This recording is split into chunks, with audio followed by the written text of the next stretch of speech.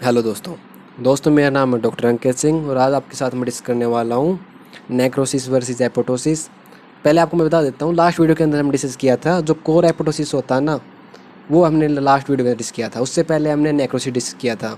इसके अलावा ऑलरेडी जो डिफरेंट टाइप ऑफ दोस्तों सेल डेथ है, जो नेक्रोसिस हो गया, एपोटोसिस हो गया, लेकिन जो अदर देन नेक्रोसिस एपोटोसिस है, नेक्रोप्टोसिस और पैरोप्टोसिस, वो दोनों हम इस वीडियो के अंदर डिस्कस करने वाले हैं। ठीक है, नेक्रोसिस और इसके अलावा हम जो नेक्रोसिस और एपोटोसिस है ना, उन दोनों के डिफरेंस जो कंपैरिजन करेंगे, जिससे आपको समझना बहुत आसान होगा।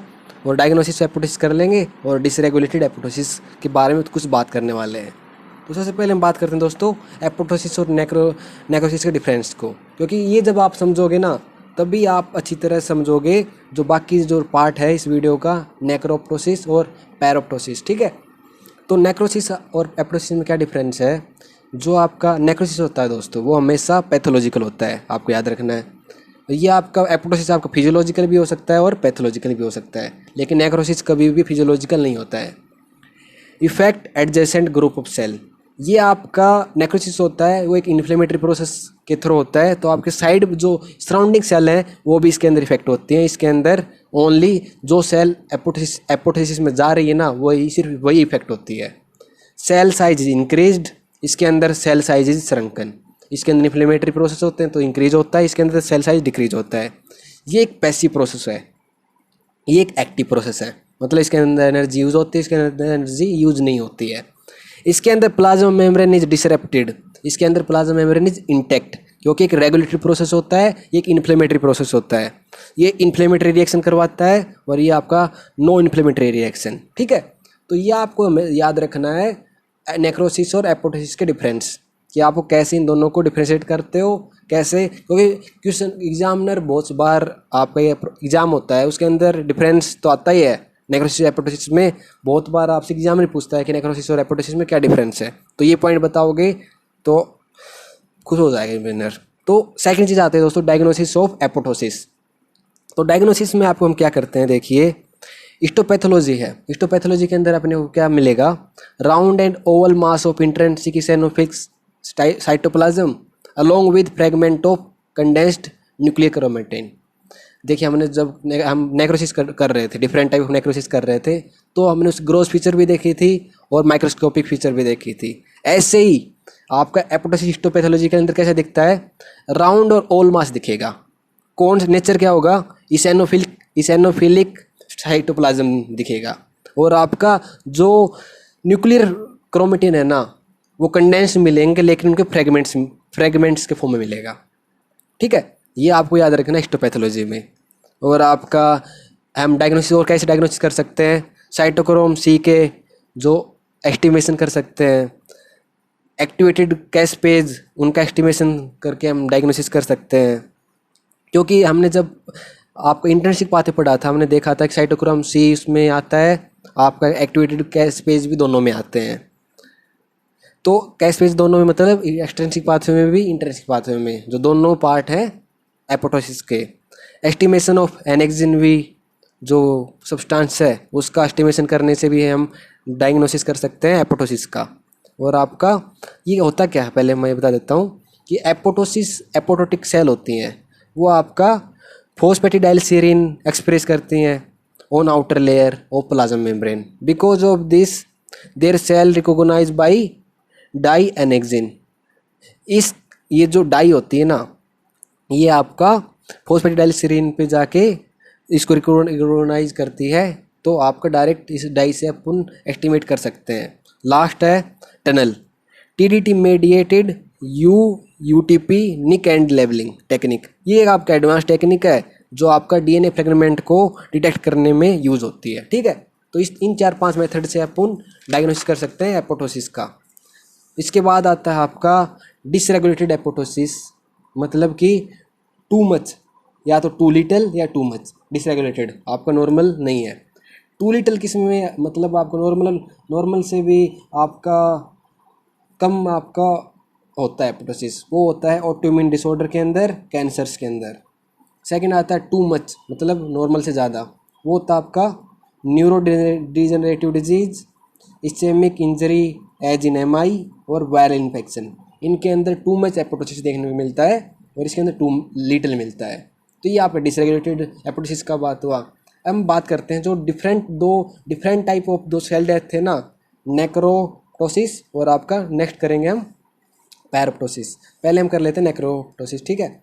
तो ये आपका मॉर्फोलॉजिकल है ना, मॉर्फोलॉजिकली ये ज़्यादा रिजेंबल करती है नेक्रोसिस से, क्योंकि इसके अंदर प्लाज्मा मेम्ब्रेन का रप्चर होता है मॉर्फोलॉजिकली आप, लेकिन मैकेनिज्म है ना वो प्रोग्राम होता है।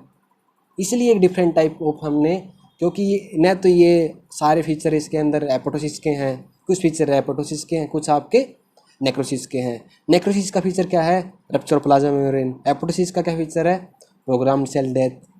कैस्पेज इंडिपेंडेंट होता है, प्रोग्राम है लेकिन कैस्पेज इंडिपेंडेंट होता है। तो कौन से मतलब ये तो मतलब किस पे डिपेंडेंट है? डिपेंडेंट है RIP1 RIP1 है, RIP3 rest in peace 1 rest in peace 3 याद कर सकते हैं, लेकिन एग्जैक्ट ना इसका फुल फॉर्म होता है रिसेप्टर इंटरेक्टिंग प्रोटीन काइनेज, ठीक है। ये क्या करते हैं?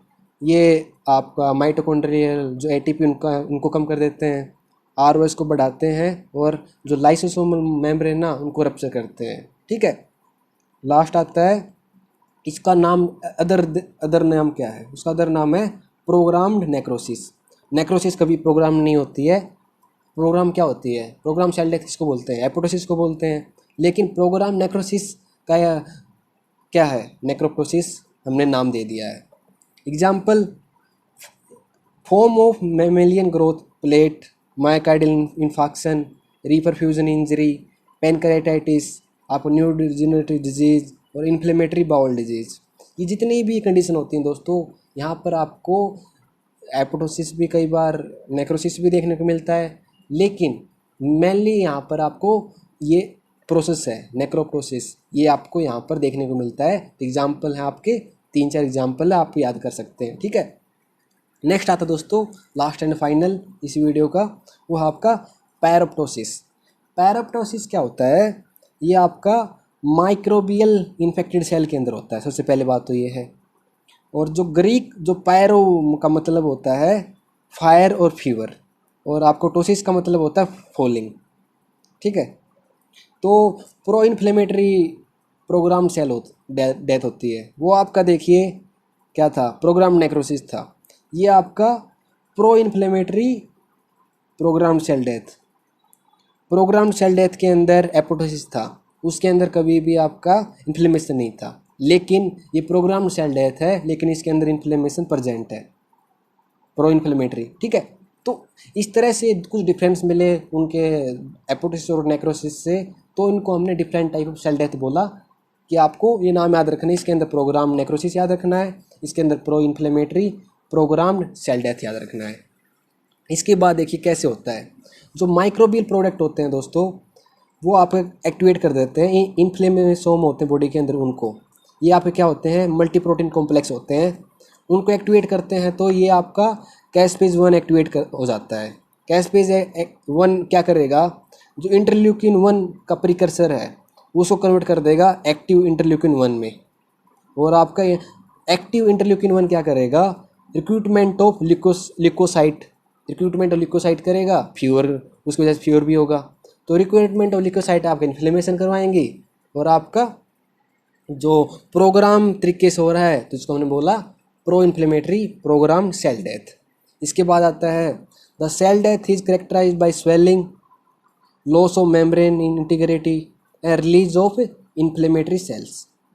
आपको ये 2-3 पॉइंट याद रखना है कि क्लासिकल क्या डिफरेंस है, कुछ क्या एक्स्ट्रा है। दोनों हैं तो मिक्स, दोनों ही आपका मिक्स टाइप है नेक्रोसिस और एपोटोसिस का। इसके अंदर क्या है कि इन्फ्लेमेशन भी है, प्रोग्राम सेल डेथ भी है। इसके अंदर आपका इसको हम बोलते हैं प्रोग्राम नेक्रोसिस, लेकिन इसके अंदर कैस्पेज इंडिपेंडेंट होता है। ये आपका RIP1 और RIP3 डिपेंडेंट होता है। RIP1 RIP3 आए तो वो, और कैस्पेज डिपेंडेंट आए तो ये, ठीक है। और सिग्निफिकेंस क्या है? During inflammation paraptosis can be beneficial event for the host, हो सकती है क्योंकि दोनों मिक्स टाइप का है ये। Excessive paraptosis is detrimental to the host and may lead to the development of severe sepsis and septic shock। ठीक है, आपका ये कंट्रोल करने की कोशिश करता है दोनों को, लेकिन आपका कई बार बेनिफिशियल हो सकती है, कई बार बहुत डेट्रीमेंटल हो सकती है, सीवियर सेप्सिस और सीवियर सेप्टिक शॉक करवा सकती है।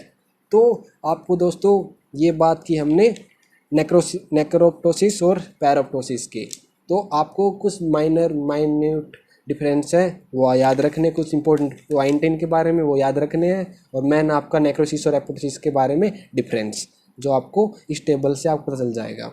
इससे पहले दोस्तों हम बहुत सारे type of cell death discuss कर चुके हैं। ठीक है, तो इस वीडियो के अंदर हमने नेक्रोप्टोसिस भी डिस्कस कर लिया और पैराप्टोसिस भी डिस्कस कर लिया।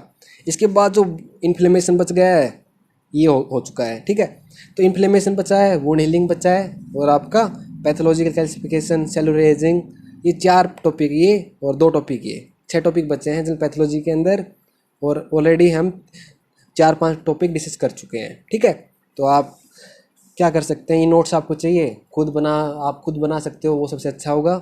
यदि आप खुद नहीं बना रहे हो तो आप ये नोट्स डाउनलोड कर सकते हैं मेरे टेलीग्राम चैनल से। टेलीग्राम पे जाइए आप, या यहाँ पर डिस्क्रिप्शन में लिंक है उसके थ्रू जाइए और आप इनको डाउनलोड कर सकते हैं। और आपका कोई सजेशन है, कोई टॉपिक पे वीडियो बनवाना चाहते हैं, या आपका कोई भी सजेशन हो वीडियो के रिगार्डिंग, तो आप कमेंट सेक्शन के अंदर बता सकते हैं। तो वीडियो देखने के लिए थैंक यू, बाय।